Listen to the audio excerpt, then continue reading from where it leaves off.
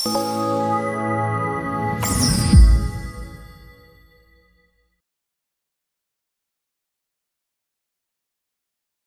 పేరు doctor CL Venkatrao. నా cell number, WhatsApp number 9848055806 9848055806. మరొక నంబరు 9866308414. ఈ రోజుల్లో ఆధునిక యుగంలో పెళ్ళిళ్ళు ఆలస్యం అవుతున్నాయి. మగపిల్లలైతే 30 దాటిన తర్వాత, ఆడపిల్లలైతే 27, 28. లేదు, కొన్ని సందర్భాల్లో మగపిల్లవాడు ఆడపిల్ల ఇద్దరూ 30 దాటి ఉంటాయి. ఎందుకు ఈ వివాహాలు ఆలస్యం అవుతున్నాయంటే, జీవితంలో ఉద్యోగం రావాలి, లైఫ్లో సెటిల్ అవ్వాలి. ఇద్దరు అలాగే భావిస్తున్నారు. మగపిల్లవాడు ఆడపిల్ల ఇద్దరు కూడా లైఫ్లో సెటిల్ అవ్వాలి. ఇంకా కొంతమంది అయితే ప్రారంభంలో చిన్న ఉద్యోగం వస్తుంది, 15-20 వేలు ఉద్యోగం వస్తుంది. ఇది కాదు నాకు కావాల్సింది, కనీసం ఒక 60-70 వేల రూపాయలు గౌరవప్రదమైన జీతం లేకపోతే ఎట్లా, అది వచ్చేదాకా పెళ్లి చేసుకొని అంటారు. ఇంకా విపరీత ధోరణులు, పోకడలు మారిపోయినాయి. అసలు కొంతమంది పెళ్ళెందుకు అనేవాళ్ళు కూడా ఉన్నారు. ఇది భారతదేశంలో, అమెరికాలో, పాశ్చాత్య దేశాల్లో ఆడపిల్లలు మగపిల్లలు కూడా ఎందుకు వచ్చిన గొడవ? అసలు పెళ్ళే వద్దంటున్నారు. తల్లిదండ్రులు గగ్గోలు పెడుతున్నారు. అంటే ఇప్పుడు వివాహాలు ఆలస్యం అవుతున్నాయి, 30 దాటేస్తున్నారు. ఈ ఆలస్యంగా వివాహం చేసుకోవటం వల్ల మనం తినే ఆహార పదార్థాలు, జంక్ ఫుడ్, ఫాస్ట్ ఫుడ్, అర్ధరాత్రి కాడ భోజనాలు, మిడ్ నైట్ బిర్యానీలు, ఈ సంస్కృతి వల్ల పిల్లలు పుట్టడంలో సమస్య ఏర్పడుతూ ఉంది. దాదాపు 15% జంటలకు పిల్లలు పుట్టక ఇబ్బందులు పడుతున్నారు. పెళ్ళయి భార్యాభర్తలు ఇద్దరూ కలిసి ఉంటే ఒక 2 సంవత్సరాల లోపల పిల్లలు పుట్టాలి. 2 సంవత్సరాలు వేచి చూసినా పిల్లలు పుట్టలేదండి, ఇంకా డాక్టర్ల చుట్టూ, సంతాన సాఫల్య కేంద్రాల చుట్టూ తిరగక తప్పటం లేదు. దీనికి పురుషుడికి ఈ ధూమపానము, మద్యపానం అలవాట్లుంటే ఈ పిల్లలు పుట్టకపోవటానికి ఒక కారణమవుతుంది. సరే, ఈ కలియుగం చిన్న వయసులోనే షుగర్ ప్రవేశిస్తూ ఉంది. ఈ పురుషుడికి కానీ స్త్రీకి కానీ ఎవరికి షుగర్ ఉన్నా ఇది పిల్లలు పుట్టడానికి అడ్డంకే. కనుక షుగర్ పరీక్ష చేయించుకోవాలి. మెడ ముందు భాగాన సీతాకోకచిలుక ఆకారం ఉండే థైరాయిడ్ గ్రంథి ఉంటుంది. దాని లోపం వల్ల కూడా పిల్లలు పుట్టరు. ఈ లోపం భర్తకు ఉండొచ్చు, భార్యకు ఉండొచ్చు, ఎవరికైనా ఉండొచ్చు. మనకేమి వాపు కనపడదు, రక్త పరీక్ష చేస్తే కానీ తెలవదు. కనుక పిల్లలు పుట్టలేదంటే ప్రాథమికంగా చేసే పరీక్షలు షుగర్ పరీక్ష, థైరాయిడ్ పరీక్ష, ఈ 2 చేస్తారు. ఈ 2 చేసిన తర్వాత మగవాడికి వీర్యము పరీక్ష చేస్తారు. వీర్య కణాల సంఖ్య ఎంత ఉన్నది, ఎన్ని కోట్లు ఉన్నాయి అని చూస్తారు. వీర్య కణాలు ఉండటమే కాకుండా వీర్య కణాల యొక్క ఆకారము, చలనము ముఖ్యము. ఆకారం అంటే దానికి తల ఉండాలి, మెడ ఉండాలి, దేహం ఉండాలి, తోక ఉండాలి. కేవలం కొంతమందికి తలే ఉంటుంది, కొంతమందికి తల లేకుండా దేహము, తోక ఉంటుంది. ఈ ఆకారం సరిగా లేకపోయినా పిల్లలు పుట్టరు. సంఖ్య, ఆకారంతో పాటు చలనం కూడా ఉండాలి. ఎందుకంటే వీర్యము యోనిలో ప్రవేశించిన తర్వాత చాలామంది దంపతులు, అయ్యో నా వీర్యం అంతా యోనిలోంచి బయటకు వచ్చేసింది, ఇంకా నాకు పిల్లలు ఎట్ట పుడతారని భార్యాభర్తలు ఇద్దరూ గందరగోళానికి గురవుతారు, ఆందోళన చెందుతారు. ఎవరిని అడగాలో తెలవదు, సిగ్గుపడతారు. గమనించవలసింది ఏంటంటే, వీర్యము యోనిలో వెళ్ళిన తర్వాత ఈ చలనము కలిగి ఉన్న, ఉత్సాహంగా ఈత కొట్టుకుంటూ వీర్య కణాలు మాత్రం గర్భాశయంలో ప్రవేశిస్తాయి. ఈ వీర్యములో ఉండే ద్రవం ఉంది కదా, ఈ వీర్య కణాలకు కావలసిన ఆహారం ఫుడ్ దాంట్లో ఉంటుంది. కనుక వీర్యము యోని నుంచి బయటకు వచ్చేసిందని ఏమాత్రం ఆందోళన చెందొద్దు. అయితే సంభోగము రతిక్రీడ పూర్తయిన తరువాత మహిళ కదలకుండా ఒక 15 నిమిషాలు మంచం మీద పడుకుని ఉంటే మంచిది. రతిక్రీడ పూర్తవగానే గబగబా వెళ్ళిపోయి బాత్రూంలోకి వెళ్ళి అక్కడ నీళ్ళతో కడిగేసుకుంటే ఈ వీర్యకణాలంతా వెళ్ళిపోతాయి. కనుక 15 నిమిషాలు సమయం ఇస్తే వీర్యకణాల్లో చలనం ఉంటే చాలా స్పీడ్గా, కావాల్సింది ఒకటి, కోట్లలో వీర్యకణాలు ఉన్నాయి. ఒక్క వీర్యకణం గర్భసంచిలో ప్రవేశించి అండాశయము పక్కన ఉండే ఫెలోపియన్ ట్యూబ్ ద్వారా అక్కడ సంభోగం జరిగి అక్కడ ఫలదీకరణ జరిగి పిండం ఏర్పడుతుంది. కనుక ఈ వీర్యకణాల సంఖ్య, చలనము, ఆకారము కీలకం. ఈ పరీక్ష చేయిస్తారు. దీంతోపాటు హార్మోన్ల పరీక్షలు పురుషులకు స్త్రీలకు కూడా చేస్తారు. పురుషుడికైతే టెస్టోస్టెరాన్, FSH, LH, ప్రోలాక్టిన్ అనే హార్మోన్ చేస్తారు. ఇక స్త్రీకి వచ్చేసరికి పొట్టకి అల్ట్రాసౌండ్ స్కానింగ్ పరీక్ష చేస్తారు. చేసినప్పుడు చాలామందికి అండకోశంలో నీటి బుడగలు ఉంటాయి. దీన్ని పాలిసిస్టిక్ ఓవరీ సిండ్రోమ్, PCOS అని, PCOD అంటారు. వీళ్ళు చాలా బరువు ఎక్కువ ఉంటారు. దానికి తోడు ఈ అండకోశంలో బుడగలు ఉండేవారు, నీటి బుడగలు ఉండేవారికి మూతి మీద మీసాలు, చెంపల మీద వెంట్రుకలు, కాళ్ళ మీద వెంట్రుకలు, మగరాయిలాగా మగ లక్షణాలు కొన్ని సంతరించుకుంటారు. బరువు చాలా ఎక్కువ ఉంటారు. ఇంకోటి ఏంటంటే ఫాస్ట్ ఫుడ్, జంక్ ఫుడ్ తినడం వల్ల ఈ అండకోశంలో నీటి బుడగలు వచ్చే అవకాశం ఉంది. వంశపారంపర్యంగా కూడా వచ్చే అవకాశం ఉంది. దీనివల్ల నెలసరి సరిగా టైంకి రాదు. నెలసరి సమయంలో తీవ్రమైన పొత్తికడుపు నొప్పి. ఇక అదే కాకుండా కొంతమందికి కొద్దిగా రక్తస్రావం జరిగితే కొంతమందికి 10 రోజులు 15 రోజులు రక్తస్రావం జరుగుతుంది. రక్తస్రావం జరిగి రక్తహీనత వచ్చేస్తుంది, బలహీన పడిపోతారు. ఈ బుడగల వల్ల కొంతమందికి 3 నెలలకి, 6 నెలలకి, 9 నెలలకు ఒకసారి వస్తుంది పీరియడ్ ఎప్పుడు వస్తుందో తెలియదు. ఒక టైం ప్రకారం రాదు. సాధారణంగా 28 రోజులకు ఒకసారి రావాల్సింది దాని ఇష్టారాజ్యం కింద పీరియడ్స్ వస్తుంది. ఇలాంటి వారికి కడుపు నొప్పి, రక్తస్రావంతో పాటు పిల్లలు కూడా పుట్టే అవకాశం తక్కువ. స్కానింగ్ ద్వారా ఇది నిర్ధారిస్తారు. కొంతమందికి గర్భసంచిలో కాయలు ఉంటారు. గర్భసంచిలో కాయల్ని వైద్య పరిభాషలో ఫైబ్రాయిడ్ అంటారు.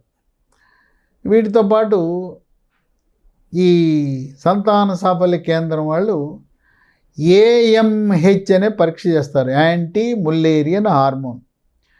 ఇది 1 కంటే తక్కువ ఉంటే పిల్లలు పుట్టే అవకాశం తక్కువ. సాధారణంగా ఇది 1-4 మధ్యలో ఉండాలి.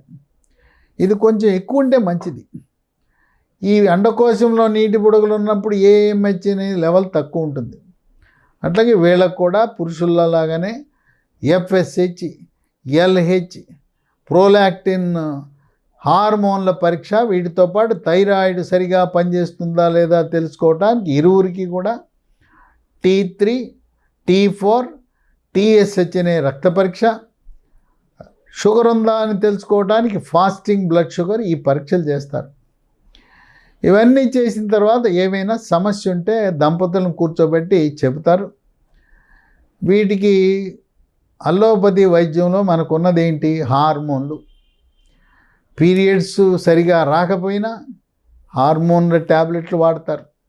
హార్మోన్ ట్యాబ్లెట్ల వల్ల అనేక రకమైన అనర్థాలు ఉన్నాయి. కాళ్ళలో ఉండే సిరలు గడ్డగట్టుకుని పోతాయి, కాళ్ళు వాసిపోతాయి. కొన్ని సందర్భాల్లో మెదడులో కూడా రక్తం గడ్డగట్టేస్తుంది, వికారము, వాంతులు. ఈ హార్మోన్లు అలోపతి వైద్యం, ఇంగ్లీష్ వైద్యంలో వాడే హార్మోన్ల వల్ల బరువు పెరిగిపోతారు, మరి రూపురేఖలు మారిపోతాయి. అదేవిధంగా ఈ అల్లోపతి వైద్యం లేకుండా, ఇంగ్లీష్ వైద్యం కాకుండా పిల్లలు పుట్టడం లేదని బాధపడే వారికి ఏమైనా ఆయుర్వేద వైద్యంలో పరిష్కార మార్గాలు ఉన్నాయా అని కొంతమంది అడుగుతుంటారు. ఉన్నాయి. ఇంగ్లీష్ మందులు కాకుండా ఆయుర్వేదంలో కూడా చక్కటి వైద్య విధానాలు అందుబాటులో ఉన్నాయి. వీర్యకణాల సంఖ్య పెంచడానికి, ఆకారము సరిగా చేయటానికి, చలనాన్ని పెంచటానికి, ఈ అండకోశంలో నీటి బుడగలు ఉన్నవారికి అండము విడుదల కాదు, ఎగ్గు విడుదల కాదు. ఈ అండము విడుదల అవ్వడానికి, అండకోశంలో నీటి బుడగలు నివారించడానికి కూడా ఆయుర్వేద మందులు అందుబాటులోకి వచ్చాయి. కనుక ఇప్పుడు మీరు ఇప్పటికే అల్లోపతిలో హార్మోన్లు వాడి విసిగి వేసారిపోయి ఇంకా పిల్లలు పుట్టలేదు. ఇక వీళ్ళు సంతాన సాఫల్య కేంద్రంలో రకరకాల విధానాలు మీకు సూచిస్తారు. IUI అంటారు. భర్త యొక్క వీర్యాన్ని సేకరించి భార్య యొక్క గర్భసంచిలో ప్రవేశపెట్టే ప్రక్రియని IUI అంటారు. ఇంట్రాయుటరైన్ ఇన్సెమినేషన్. అది కూడా సఫలీకృతం కాకపోతే టెస్ట్ ట్యూబ్ బేబీ. దీన్నే వైద్య పరిభాషలో IVF అంటారు. In vitro fertilisation. ఈ అండకోశంలో నీటి బుడగలను తొలగించడానికి పొట్ట మీద అల్ట్రాసౌండ్ స్కానింగ్ ద్వారా ఆ నీరు ఆ బుడగలలో ఉన్న ద్రవాన్ని పీల్చుతుంటారు. ఇక ఇప్పుడు ఆయుర్వేద వైద్యానికి వస్తే 2 రకాల మందులు మంచి ఫలితాలను ఇస్తున్నాయి. ఎటువంటి సైడ్ ఎఫెక్ట్స్ ఉండవు. ఇవన్నీ వృక్ష సంపద నుంచి తయారు చేసినవి. మీరు ఏదైనా ఇంగ్లీష్ మందులు వాడుతున్నా రియాక్షన్లు రావు. దీంట్లో అసలు కెమికల్సే ఉండవు. మొట్టమొదటిది ఫలఘృతం. ఇది నెయ్యితో చేసిన ఆయుర్వేద మందు. ఇది ఒక 20 ml, ఒక స్పూను దాన్ని తీసుకుని, ఫలఘృతాన్ని తీసుకుని ఉదయం ఒక స్పూను, రాత్రి ఒక స్పూను దీన్ని ఒక గ్లాసుడు పాలలో కలిపి తాగాలి. వేడి పాలల్లో ఈ ఫలఘృతం నెయ్యితో చేసిన ఈ ఆయుర్వేద మందు వేడి పాలలోగానే కరిగిపోతుంది. దీన్ని ఒక గ్లాసుడు పాలు తీసుకుని దాంట్లో ఒక 20 ml ఫలఘృతం అంటే ఒక పెద్ద స్పూన్ వేసి ఆ గ్లాసుడు పాలల్లో అరగ్లాస్ అయ్యే వరకు మరగబెట్టి అవి తాగారంటే బ్రహ్మాండం. అది కుదరకపోతే గ్లాసుడు పాలలో వేడి పాలు వేసుకోండి. కానీ మరగబెట్టి తాగటం అనేది చాలా కీలకం. పరగడుపును తాగాలి. ఇక రెండవది పుత్రంజీవక. ఈ మిశ్రమం దాంట్లోనే ఉంది కదా. పుత్రం జీవక అంటే పుత్రుడును జన్మించేలా ఉపయోగపడే మిశ్రమం.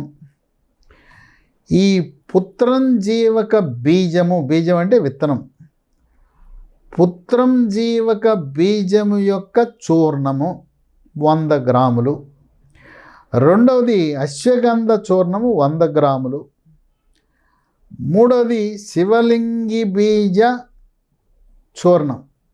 శివలింగి బీజం అంటే విత్తనం. శివలింగి విత్తనాల చూర్ణము 50 గ్రాములు. ఈ మూడింటిని తీసుకుని కలపండి. మిశ్రమం చేసి ఒక బాటిల్లో వేసుకోవాలి.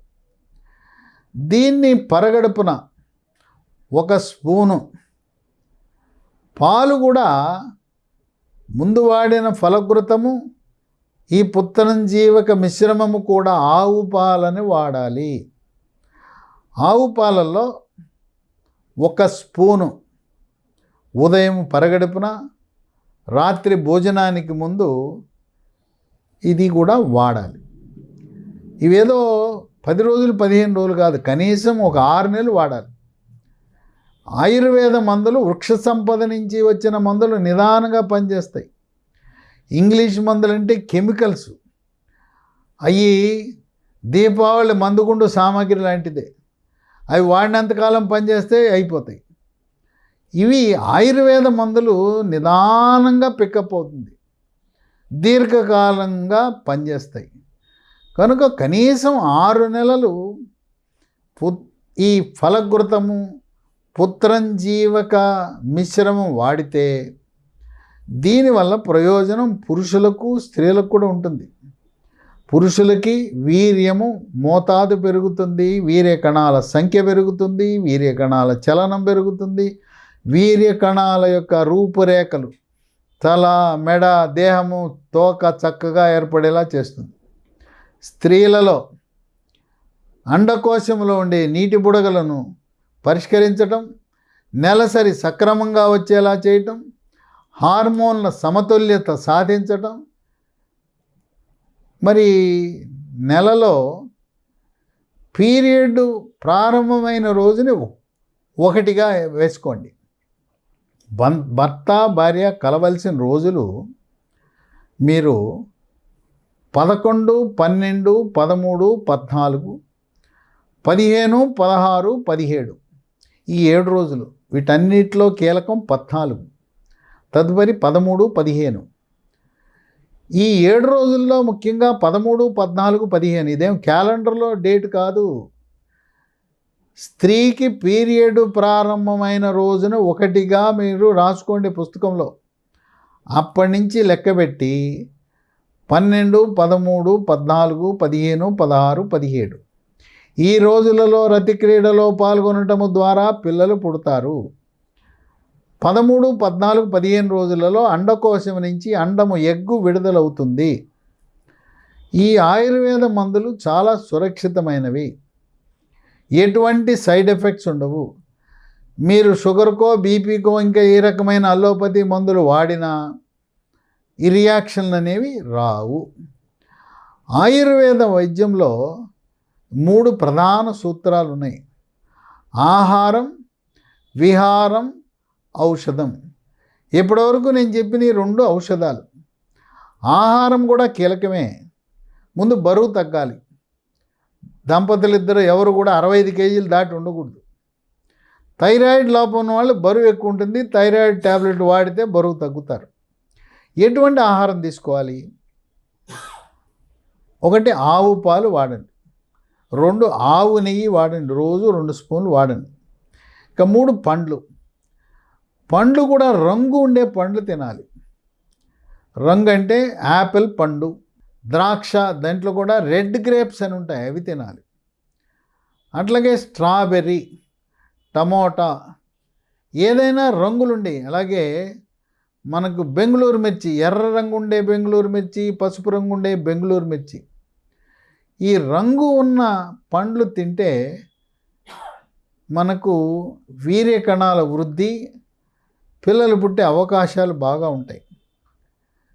తర్వాత అరటిపండ్లు, చక్కెరకేళి, అమృతపాణి, ఏ రకమైన అరటిపండ్లు కూడా తినచ్చు. అట్లాగే కమల, బత్తాయి, రోజుకు 1 నిమ్మ పండు తినటం మంచి. నిమ్మరసం దాన్ని అన్నంలో పిండుకోవచ్చు, లేదు పప్పుచారు సాంబార్లో పిండుకోవచ్చు, లేదు వేడి నీళ్ళల్లో నిమ్మరసము తేనె కలిపి తీసుకోవచ్చు. ఇక 4వది డ్రై ఫ్రూట్స్: పిస్తా, బాదం, ఆప్రికాట్, అంజీర్, వాల్నట్, మరి జీడిపప్పు, వేరుశనగపప్పులు, ఇవన్నీ కూడా రాత్రిపూట 6 పప్పులు నానబెట్టి ఉదయాన్నే తినాలి. రోజుకు 1 రకం. వేరుశనగపప్పు పచ్చడి కానీ, వేరుశనగపప్పులను ఉప్మాలో వేసుకోవచ్చు, వేరుశనగపప్పులను ఉడకబెట్టుకుని కానీ వేయించుకుని కానీ తినచ్చు. ఇది ఆహారం. ఇక ఆయుర్వేద సూత్రాల్లో విహారం అనగా వ్యాయామం, యోగా, ప్రాణాయామము, ధ్యానము, ఇవి చేయాలి.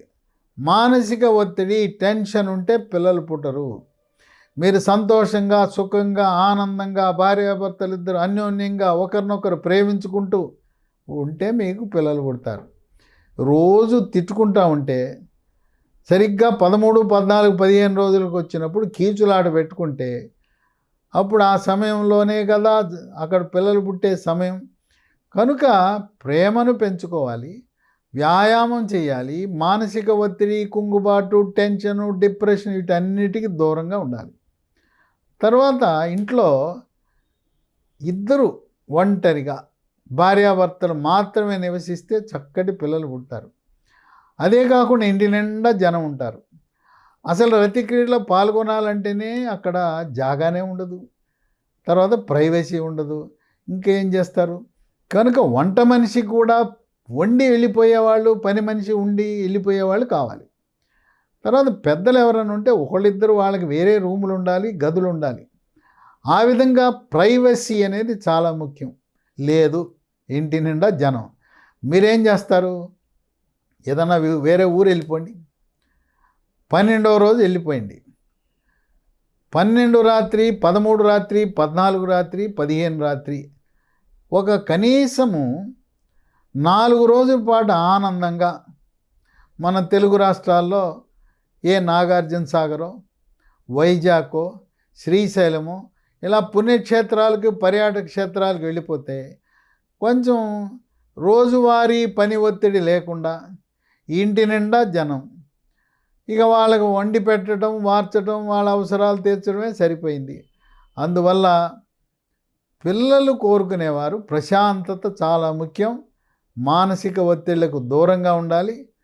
కనుక ఇప్పటి వరకు మీరు అల్లోపతి మందులు, హార్మోన్లు వాడి వాడి వాడి విసిగి వేసారిపోతే ఈ ఆయుర్వేద ఔషధాలు ఫలఘృతం పుత్రంజీవక మిశ్రమం ఇవి ఎక్కడ దొరుకుతాయంటే, ఓ ఫోన్ నంబర్ ఇస్తాను, 9502897374 9502897374.